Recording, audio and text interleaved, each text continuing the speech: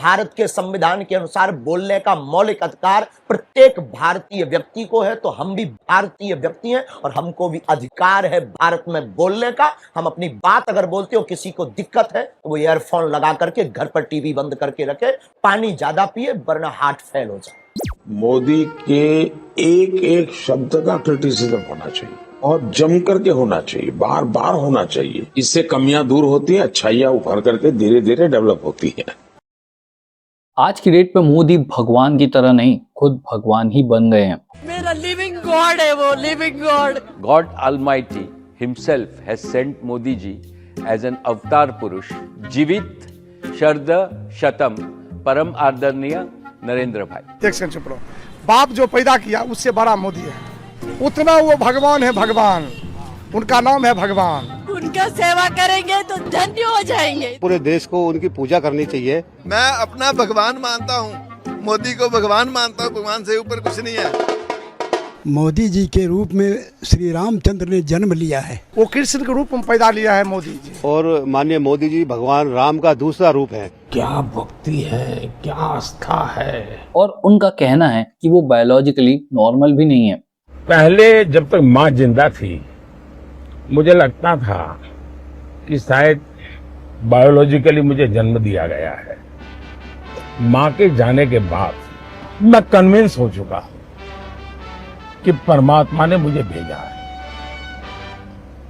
ये ऊर्जा बायोलॉजिकल शरीर से नहीं मिली है, तो शायद कोई दैवी शक्ति कहो, कोई ईश्वरीय शक्ति कहो, उसके बिना ये सब संभव नहीं है। अब वो भगवान भी ठहरे तो कलयुग के, तो झूठ, तो गलतियां, इस सज्जन को क्या तकलीफ है भाई? अधूरे वादे तो होंगे ही।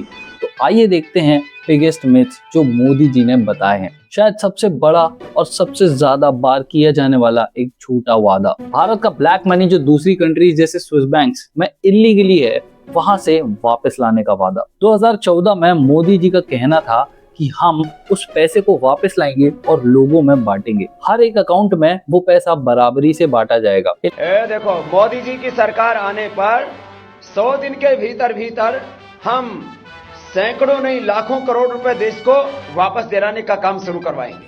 हजारों करोड़ रुपए स्विस बैंक में चले गए, गरीब के पेट में से लूट लूट करके विदेशों में बैंकों में जमा किया हुआ है। हम सरकार में आते ही एक टास्क फोर्स बनाएंगे, कानूनों में संशोधन करने की जरूरत होगी तो संशोधन करेंगे, नए कानून बनाने की आवश्यकता होगी तो नए कानून बनाएंगे, एक एक पाई हम वापस लाएंगे। मैं पाई पाई वापस लाऊंगा, एक एक पाई लाई जाएगी। और ये जो पैसे वापस आएंगे, जो लोग ईमानदारी से देश को टैक्स देते हैं उनको इनाम के रूप में वापस देंगे। एक एक गरीब आदमी को मुफ्त में 15-20 लाख रुपए भी मिल जाएगा। A few moments later. प्रधानमंत्री मोदी ने आज रेडियो पर की मन की बात, कहा मुझ पर भरोसा रखें, ब्लैक मनी जरूर वापस आएगा। और मुझे विश्वास है देशवासियों के मेरे शब्दों पर भरोसा है, मेरे इरादों पर भरोसा है। इलेक्शन के पहले 2014 के कैंपेन में मोदी जी का कहना था कि ये पैसा, इसकी पूरी डिटेल्स गवर्नमेंट के पास है और गवर्नमेंट बताती नहीं है। और उनका कहना था कि जब वो इलेक्शन जीतेंगे तो वो उस पैसे को वापस भी लाएंगे, कॉन्स्टिट्यूशन में अगर कुछ चेंजेस की जरूरत होगी तो वो भी करेंगे, नए नियम लेकर आएंगे, देश का पैसा देश में वापस लेकर आएंगे। अब ये जानकारियां सरकार के पास है, जो सरकार में है वो इसका जवाब देते नहीं है। तो हमारा स्टैंड ये है कि जब हम सरकार में आएंगे तो हमारी ये प्रायोरिटी रहेगी कि दूध का दूध पानी का पानी करेंगे। मजा नहीं आ रहा है। और इलेक्शन जीतने के बाद पार्लियामेंट में मोदी सरकार ये कहती है कि स्विस बैंक में कितना पैसा है उसका इनके पास कोई वेरीफाइड रिकॉर्ड ही नहीं है। अरे ये आदमी इतना हमें मूर्ख बनाता था। वाह क्या सीन है। अगला मिथ जिसमें सरकार ये झूठ फैलाती है कि हर एक व्यक्ति के अकाउंट में 15 से 20 लाख जमा किए जाएंगे, क्योंकि रिलेटेड था इसी ब्लैक मनी से, जिसमें कहा गया था कि जब ये ब्लैक मनी रिकवर किया जाएगा तो मोदी सरकार हर एक व्यक्ति के पास कम से कम 15 लाख रुपए बराबरी से बांटेगी। और ये जो पैसे वापस आएंगे, जो लोग ईमानदारी से देश को टैक्स देते हैं उनको इनाम के रूप में वापस देंगे। एक एक गरीब आदमी को मुफ्त में 15-20 लाख रुपए भी मिल जाएगा। देश में एक ही गारंटी चलती है, मोदी की गारंटी, दैट्स राइट। और इलेक्शन जीतने के बाद उन्होंने कहा कि भरोसा रखो उन पर और उन्हें कुछ दिन का समय दो। और वो भरोसा और विश्वास आज तक चला आ रहा है और भारत की जनता उन्हें आज भी समय देती जा रही है। तो जो भी वेट कर रहा है कि उनको पैसा आने वाला है, कीप गोइंग। मैंने सिर्फ देश से 50 दिन मांगे हैं, 50 दिन। अगर 30 दिसंबर के बाद कोई मेरी कमी रह जाए, कोई मेरी गलती निकल जाए, कोई मेरा गलत इरादा निकल जाए, आप जिस चौराहे में मुझे खड़ा करेंगे, मैं खड़ा होकर के देश जो सजा करेगा वो सजा भुगतने के लिए तैयार हूं। सत्वचनों की इस गिनती में तीसरा वचन ये है कि 2014 के कैंपेन में मोदी जी ने ये कहा कि उनका प्रॉमिस है लगभग 2 करोड़ जॉब्स हर साल प्रोवाइड करे जाएंगे।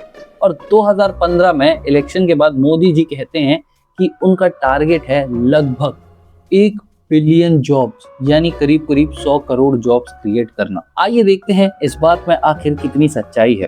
Our aim is to create jobs for more than 1 billion young hands. According to PLFS 2014 से 2024 तक लगभग 17 करोड़ जॉब्स क्रिएट हुए। अब आप कहोगे कि मोदी जी ने कहा था हर साल 2 करोड़ जॉब्स क्रिएट होंगी और 10 सालों में लगभग 3 करोड़ ही जॉब कम है और 17 करोड़ जॉब क्रिएट हुई हैं। जरा एक मिनट, सबसे पहले तो उस 2 करोड़ जॉब्स पर ईयर वाली बात का कोई एविडेंस नहीं है और मान लेते हैं कि उन्होंने ऐसा वादा किया था और उस वादे के मुताबिक उन्होंने ये काम किया है, तब भी आइए जानते हैं कि आखिर इस आंकड़े का सच क्या है। अब एक चीज जो हम सभी को माननी चाहिए कि सरकार अगर कोई काम करती है तो उसका सबसे ज्यादा फायदा और फोकस होना चाहिए एक आम आदमी पर, उसका सबसे ज्यादा फायदा मिलना चाहिए एक आम आदमी को। बट ये जो 17 करोड़ जॉब्स की गई हैं, जो ये वादा किया गया था, उसमें 10 करोड़ जॉब्स माइक्रो क्रेडिट और एंटरप्रेन्योरशिप से आती हैं, जिनकी एवरेज सैलरी केवल 13,000 पर मंथ की है और बाकी के 3.1 crore national infrastructure projects casual labour सिर्फ 11 से 12,000 रुपीस पर मंथ, वो भी एक कंफर्म जॉब नहीं, और 3.6 crore formal organised private sector जिसकी एवरेज सैलरी एंट्री लेवल में 15,000 के आसपास और फिर लगभग 25,000 के आसपास पहुंच जाती है। अब सिर्फ 20 लाख लोग बचते हैं 10 सालों में जो डायरेक्ट गवर्नमेंट सिविल सर्विसेज और PSUs में है, जिनकी एवरेज सैलरी 45,000 से 65,000 पर मंथ होती है। अब ये जो सैलरी जो लगभग सभी लोगों की होनी चाहिए थी आज की डेट में एग्जिस्ट करने के लिए, वो सैलरी है 17 करोड़ में से केवल 20 लाख लोगों की। चौथा सत्य वचन ये था कि फार्मर्स की इनकम डबल होगी। इस काम को अचीव करने के लिए मोदी गवर्नमेंट ने multiple policies lie focused on increasing farmers income, including PM किसान, PSP हाइक्स, इंश्योरेंस स्कीम्स और इंफ्रास्ट्रक्चर इनिशिएटिव्स। बट सबका रिजल्ट लगभग वही निकला। किसान तक इसका पूरी तरह बेनिफिट नहीं पहुंच पाया और जो वादा किया गया था वो भी पूरा नहीं हो पाया। 2022 में किसान की आय दोगुना करने के लिए एक के बाद एक कदमों को उठाए। अगर मोदी कहता है तो जांच पड़ताल करके देश को बताना चाहिए मोदी झूठ बोलता है, डबल नहीं कर रहा है। अगला मिथ जो बताया गया था वो था एंडिंग ऑफ करप्शन का। नरेंद्र मोदी ने अपने कैंपेन के time multiple times black money की बात करी थी और उसको एक मेन सोर्स की तरह यूज किया था। उन्होंने कहा था कि वो ब्लैक मनी और करप्शन को जड़ से उखाड़ के फेंक देंगे। अरे ये आदमी इतना हमें मूर्ख बनाता था। वाह क्या सीन है। सारी बात तो हुई थी, लेकिन हुआ क्या? आज भी हम तंजानिया, अल्बानिया, ट्यूनीशिया ऐसी कंट्रीज के साथ रैंक कर रहे हैं जिनका नाम तक मुझे ठीक से प्रोनाउंसिएट करते नहीं आता। इनफैक्ट मुझे पता ही नहीं था कि ऐसी भी कोई कंट्री एग्जिस्ट करती है और हम आज करप्शन के मामले में इनके साथ रैंक कर रहे हैं। ये जो बड़े बड़े वादे मोदी सरकार ने करे थे, इनमें से ज्यादातर पूरे नहीं करे गए। उल्टा कई सारे बीजेपी के मिनिस्टर्स इसका उल्टा काम कर रहे हैं। धर्मेंद्र प्रधान जी जब से वो 5 साल से एजुकेशन मिनिस्टर हैं, लगभग 45 से ज्यादा मेजर पेपर लीक्स हो चुके हैं। जंतर मंतर पर एक कॉकरोच जनता पार्टी आई है, वो भी अपना प्रदर्शन कर रही है इसी मुद्दे को लेकर के, उस बारे में आप क्या कहेंगे? ये तो दहशतगर्दों का बी टीम है। जिन लोगों को प्रजातंत्र ने सरे से अस्वीकार किया, वो छद्म रूप में आके इस प्रकार की व्यवस्था के पीछे पड़े हैं। देश को तोड़ने वाले लोगों की नारा लगाते हैं उस जगह पे। ये सब आइडेंटिफाइड हो चुके लोग है कौन, मुद्दा क्या है, क्यों करना चाहते हैं। ये कुछ लोगों को देश की प्रगति में भरोसा ही नहीं है। यहाँ पर किस प्रगति की बात हो रही है?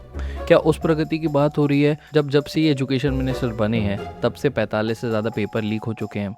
देश की प्रगति स्टूडेंट से होती है और यहाँ ये प्रोटेस्ट स्टूडेंट की वजह से है, क्योंकि स्टूडेंट्स को पेपर लीक और सुसाइड ही दी है। देश की भलाई और देश की बुराई कौन चाहता है ये तो सभी जानते हैं। किसने दुर्गति करी है और किसने दुर्गति नहीं करी ये भी सभी लोग जानते हैं। और यहाँ पर धर्मेंद्र प्रधान जी ये पूछते हैं कि मुद्दा क्या है। मेरे को ये समझ नहीं आता एजुकेशन मिनिस्टर होकर ये अभी तक मुद्दा नहीं समझ पाए। मुद्दा सिंपल सा है, पेपर लीक क्यों हो रहा है। अगर आपके पास पावर है, आपने स्टेप्स लिए, आपके पास ऐसा सिस्टम है जो इसलिए बनाया गया है कि पेपर लीक ना हो, सेफ्टी के साथ पेपर हो, तो पेपर लीक क्यों हो रहे हैं, कैसे हो रहे हैं, और अगर हो रहे हैं तो उसके अगेंस्ट आप कोई एक्शन क्यों नहीं ले पा रहे हैं। और अगर आप एक्शन ले रहे हैं तो एक के बाद एक पेपर लीक कैसे होते जा रहे हैं। पिछले 5 सालों से 45 से 50 पेपर कैसे लीक होते जा रहे हैं। 1 पेपर, 2 पेपर, 3 पेपर, 4 पेपर, उसके बाद भी आपने अपने सिस्टम में कोई सुधार ही नहीं किया जिससे पेपर लीक रुक सके, जिससे नुकसान कम हो सके, जिससे बच्चों को कम प्रॉब्लम हो। कई बच्चों ने सुसाइड कर ली, लाखों बच्चों का भविष्य खतरे में आया है। इस प्रगति की बात कर रहे हैं या फिर कोई और प्रगति, प्लीज समझाइए। ऐसे उनको आतंकवादी और टेररिस्ट घोषित कर दिया जाएगा। टैक्स देते हम, हमारे माता पिता भी टैक्स देते हैं और हमें टेररिस्ट कहते हो आप लोग। शर्म नहीं आती आपको? कब तक ऐसा चलेगा इस देश में? कब तक हम लोगों को टेररिस्ट बोला जाएगा, पाकिस्तानी बोला जाएगा? और मैं सीधा प्राइम मिनिस्टर से पूछना चाहता हूँ, धर्मेंद्र प्रधान से क्यों बुलवा रहे हो? अपने मुंह से बोलिए, हिम्मत है तो। नितिन गडकरी जी को दुबई के प्रिंस बुला रहे हैं। अब क्यों बुला रहे हैं? दुबई के राजा, दुबई के प्रिंस हिंदुस्तान में आए थे। मैं, मोदी जी, हम सब मंत्री 3-4 एक टेबल पर बैठे थे हैदराबाद हाउस में। तो दुबई के प्रिंस ने मोदी जी को कहा कि हमारे लिए एक एहसान कर दो। बोले आपको क्या चाहिए? तो बोले 6 महीने के लिए नितिन गडकरी को दुबई के लिए एक्सपोर्ट कर दो। बाद में लीला होटल में उन्होंने मुझे बुलाया था। आपके कारण मुझे 9-7 वर्ल्ड रिकॉर्ड मेरे डिपार्टमेंट में हुए। आप कहीं भी जाओ, आपको हर समय, हर जिले में, हर गांव में, हर ड्राइवर, हर ऑटो ड्राइवर आपको रोड का काम कितना अच्छा हुआ बताएगा।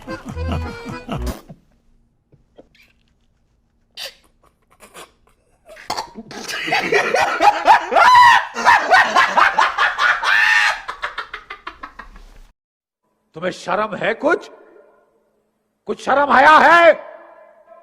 तुम चुल्लू भर पानी में जाके डूब के मर जाओ। कई लोगों को ये बात समझ में नहीं आई होगी, कोई बात नहीं, मैं बताता हूँ। असल में दुबई के किंग बहुत ज़्यादा परेशान हो गए हैं कि उनकी हर एक रोड बिल्कुल प्लेन है, साफ सुथरी है और पूरी दुबई की सारी रोड्स एक ऑर्गेनाइज स्ट्रक्चर में बनी हुई हैं। और सबसे ज़्यादा बड़ी प्रॉब्लम दुबई की रोड्स में ये आ रही है इस समय दुबई के किंग को कि दुबई की किसी भी रोड में एक भी गड्ढा मिलता ही नहीं है। उनकी रोड बहुत ज़्यादा प्लेन हो गई है, थोड़े से उनको गड्ढे चाहिए हैं, इसलिए एकदम ही स्मूथ, एकदम ही प्लेन रोड थोड़ी होती है। जब तक 1-2 किलोमीटर में एक आध गड्ढा ऐसा ना आ जाए जिससे आदमी गिर जाए, उसका एक्सीडेंट हो जाए, या तो वो बहुत ज्यादा सीरियस हो जाए, या तो कभी कभी इंसान की जान चली जाए, ऐसा गड्ढा जब तक ना हो तब तक रोड होती ही नहीं है। 1 साल के अंदर अगर कोई ब्रिज ना गिरे तो वो ब्रिज होता ही नहीं है। 1 साल के अंदर रोड अगर कोई उधड़कर खराब ना हो गई हो तो वो अच्छी क्वालिटी की रोड होती ही नहीं है। मुझे तो ऐसा लगता है कि इसमें गलती नेताओं की नहीं है, इसमें गलती जनता की ही है। ये लोग खड़े होकर सरकाज़म में सब बोलते जा रहे थे और लोगों ने मान लिया, इसमें इनकी क्या गलती। मोदी जी के इन लंबे सत्य वचनों की लिस्ट में एक और वचन ये है कि मोदी जी ने वादा किया था कि वो हिंदुस्तान के किसी एक भी इंसान को बिना पक्के घर के रहने नहीं देंगे। हर एक इंसान के पास उसका खुद का एक पक्का घर होगा। और इसकी डेडलाइन थी 2022, 2026 एंड हाफ हो चुका है। मतलब अभी तक मेरे को समझ में नहीं आया कि ये हो गया है कंप्लीट या नहीं हुआ है। मतलब मैं बहुत सारे ऐसे लोगों को देखता हूँ जिनके पास पक्का घर नहीं है। 2022 तक हिंदुस्तान के एक भी परिवार ऐसा नहीं होगा जिसके पास अपना पक्का घर नहीं होगा। जनता को मूर्ख बनाने की फैशन हो गई है, इसलिए वो कुछ भी बोलते रहते हैं। विधानसभा में वोट दिया, लोकसभा में वोट दिया, एमसीडी में वोट दिया। बीजेपी को कोई गलत कहता था सबसे पहले आगे खड़े होकर विरोध किया, अब बिल्कुल नहीं। ऐसे बर्बाद करा चोरों के जैसे। रात के 3 बजे डेमोलेशन करा, सुबह कोर्ट में सुनवाई थी। मैं शौक रह गया कि सरकार को इतनी जल्दी क्या थी कि 2000 से ज्यादा फोर्स लगाकर इतनी जल्दी में डेमोलेशन कर दिया गया। बीजेपी धोखेबाज है, अमीरों की पार्टी है, अडानी की पार्टी है, अंबानी की पार्टी है, गरीबों की पार्टी नहीं है। जब भी ये बात उठती है कि मोदी जी ने आज तक एक भी प्रेस कॉन्फ्रेंस नहीं करी है, हाँ एक करी है, उसको मैं गिनता नहीं हूँ, क्योंकि वो आए बैठे और चले गए। उन्होंने ना कुछ कहा, ना कोई क्वेश्चंस लिए, ना किसी से कुछ बात करी, तो वो टेक्निकली मोदी जी की प्रेस कॉन्फ्रेंस में काउंट हुई नहीं। प्रेस कॉन्फ्रेंस की डेफिनेशन क्या होती है, प्रेस कॉन्फ्रेंस का मतलब क्या होता है? उस लीडर से बात करना, उस लीडर से सवाल करना, उससे आंसर्स लेना, जिनकी वो प्रेस कॉन्फ्रेंस है। अब मोदी जी ने यहाँ ना किसी क्वेश्चन का आंसर किया, ना किसी से कोई बात करी, और solo press conference Modi ji की 0 है। ये जो एक प्रेस कॉन्फ्रेंस थी, ये सोलो नहीं थी। इस प्रेस कॉन्फ्रेंस के लिए एक बेटर नाम है मेरे पास। इसको मोदी जी की प्रेस कॉन्फ्रेंस के अलावा हम कह सकते हैं अमित शाह जी की प्रेस कॉन्फ्रेंस। मैंने जवाब दे दिया ना, हर चीज का जवाब प्रधानमंत्री जी ने देना जरूरी नहीं है। तो जब भी एलिगेशंस लगाए जाते हैं, तब स्क्रिप्टेड मीडिया आकर ये कहती है कि प्रेस कॉन्फ्रेंस तो नहीं किए, पर कई सारे इंटरव्यू किए हैं। प्रेस कॉन्फ्रेंस में कई सारे रिपोर्टर्स होते हैं जिसमें सारे क्वेश्चंस के आंसर नहीं मिलते, बट जब हम पर्सनली इंटरव्यू लेते हैं तो हमें लगभग सभी क्वेश्चंस के आंसर दिए जाते हैं। मैं ये पूछना चाहूंगा कि प्रेस कॉन्फ्रेंस में कौन से मुश्किल क्वेश्चंस हैं और कौन से ऐसे सारे क्वेश्चंस हैं जिनका जवाब नहीं मिल पाता, और आपने इंटरव्यू में ऐसे कौन से क्वेश्चन पूछ लिए जो अनोखा जवाब आप प्रेस कॉन्फ्रेंस से अलग ले आए? क्या आपको पता चल पाया कि मोदी जी के BFF कौन है? आपका कोई बेस्ट फ्रेंड है? नरेंद्र मोदी का कोई बेस्ट फ्रेंड है? BFF, best friend for ever. आपका बेस्ट फ्रेंड फॉर लाइफ कौन है? BFF। स्क्रिप्ट राइटर लगता है एक ही है। हर वो सवाल हुए हैं जिनके जवाब देश की जनता के साथ साथ शायद खुद विपक्ष भी जानना चाहता होगा।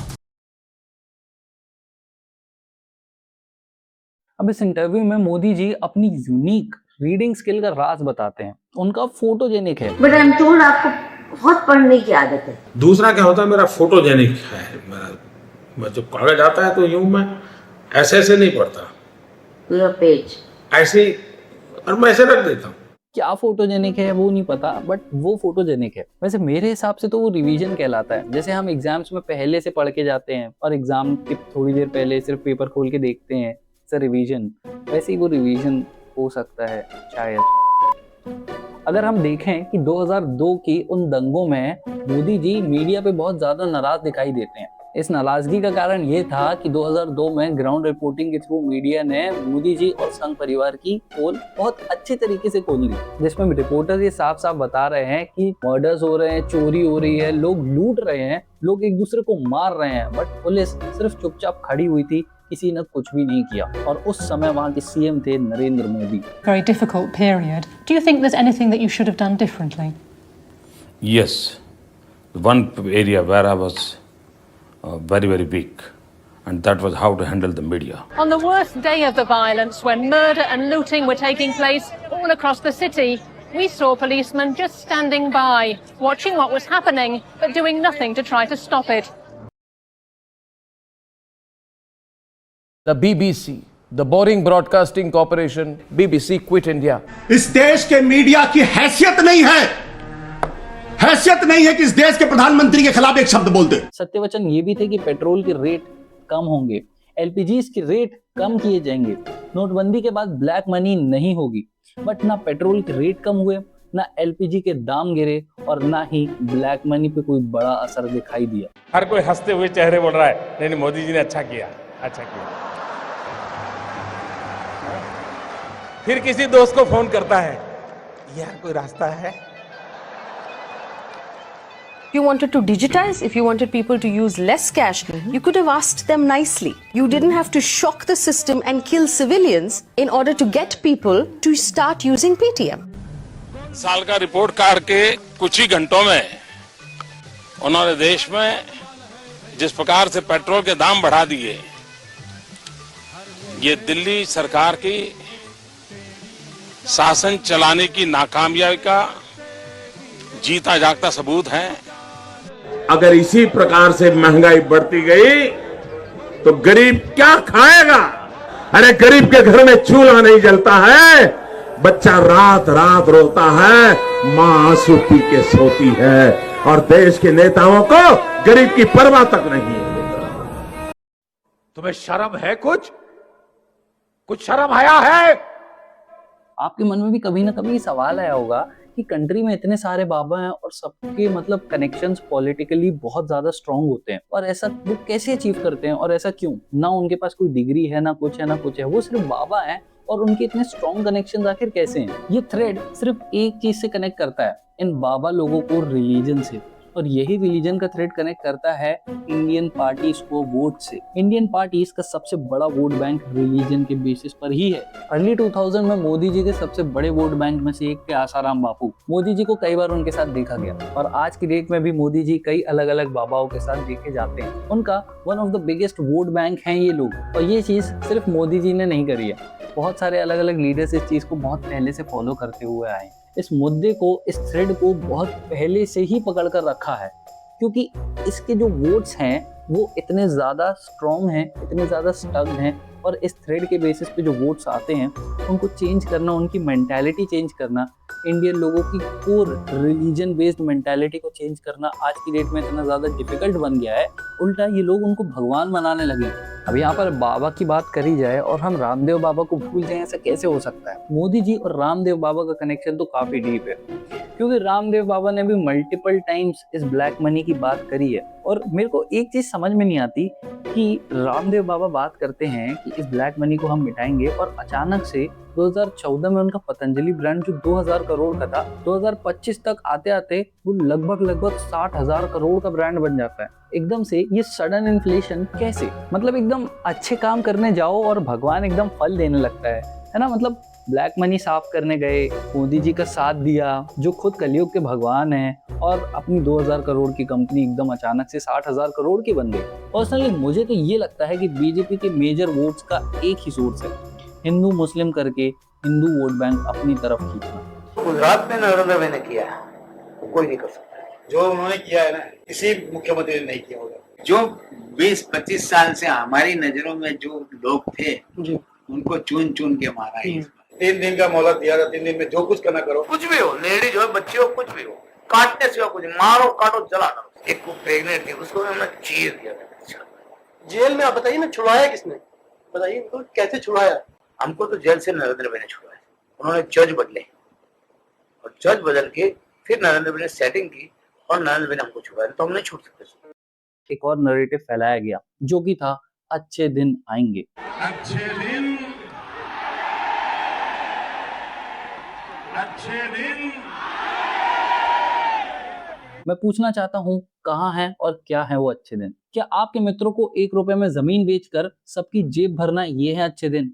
अरे 1 रुपए में तो एक आम नहीं मिलता। आपने 1 रुपए में अडानी को 1050 एकड़ जमीन और 10 लाख आम और लीची के पेड़ दे दिए। ये मातृभूमि की वंदना, ये आपकी मातृभूमि की वंदना है। या 180 में से 157 पर रैंक कर रही स्क्रिप्टेड मीडिया को इंटरव्यू देना है अच्छे दिन? या इथेनॉल ब्लेंड करके स्कैम करके लोगों को बेवकूफ बनाना है अच्छे दिन? जो सही करे उन्हें सत्ता से हटा देना, नेताओं का सेंसलेस भाषण देना, राजधानी के सीएम का AQI को टेम्परेचर बोलना। आपकी सरकार के 7 साल में 70 और 2021 जब से धर्मेंद्र प्रधान एजुकेशन मिनिस्टर बने हैं तब से अभी तक लगभग 45 से ज्यादा मेजर पेपर लीक्स हुए हैं। इनमें से क्या है वो अच्छे दिन? प्लीज बताइए। असल में अंग्रेजों के जाने के बाद इंडिया में डेमोक्रेसी होनी नहीं चाहिए थी। इंडिया में कम से कम 20 साल तक डिक्टेटरशिप होनी चाहिए थी, क्योंकि इंडियंस में डिसिप्लिन नहीं है। ये मैं नहीं कह रहा हूँ, ये कहा था नेताजी सुभाष चंद्र बोस ने, और शायद उनकी कही हुई बात आज सही साबित हो रही है। बट ये बहुत ज्यादा इंपॉर्टेंट बात है कि वो डिक्टेटरशिप आखिर किसके हाथों में है। जितने फायदे उस डिक्टेटरशिप के सही हाथों में जाने के हो सकते हैं, उतने ही ज्यादा या शायद उससे 4 गुना ज्यादा नुकसान उस डिक्टेटरशिप के गलत हाथों में जाने के बाद हो सकते हैं। माना कि मोदी सरकार ने कई अच्छे काम करे हैं और इस गवर्नमेंट ने मोदी जी जैसे लीडरों के साथ ऐसे कामों को इम्प्लीमेंट किया है जो कोई और सरकार और कोई और लीडर इम्प्लीमेंट नहीं कर पाया। इंटरनेशनली इंडिया की वो इमेज बनाई जो आज तक कोई नहीं बना पाया। बट लोगों को भी ये बात समझना चाहिए कि हर आदमी दूध का धुला नहीं होता। ये लोग तो बस एक ही काम में लगे हैं, एक इंसान को भगवान बनाने में। ऐसा भी मत करो कि सामने वाला अपनी मर्जी से जो चाहे वो करे, जो ऑलमोस्ट आज की डेट में हो ही रहा है। और ऐसा ना हो कि धीरे धीरे ये डेमोक्रेसी ऑटोक्रेसी में बदल जाए और तुम बस यही सोचते रह जाओगे कि आखिर ये सब कैसे हो गया। वीडियो इन्फॉर्मेटिव लगी हो तो लाइक करो, सब्सक्राइब करो। जय हिंद, मिलते हैं अगले वीडियो में।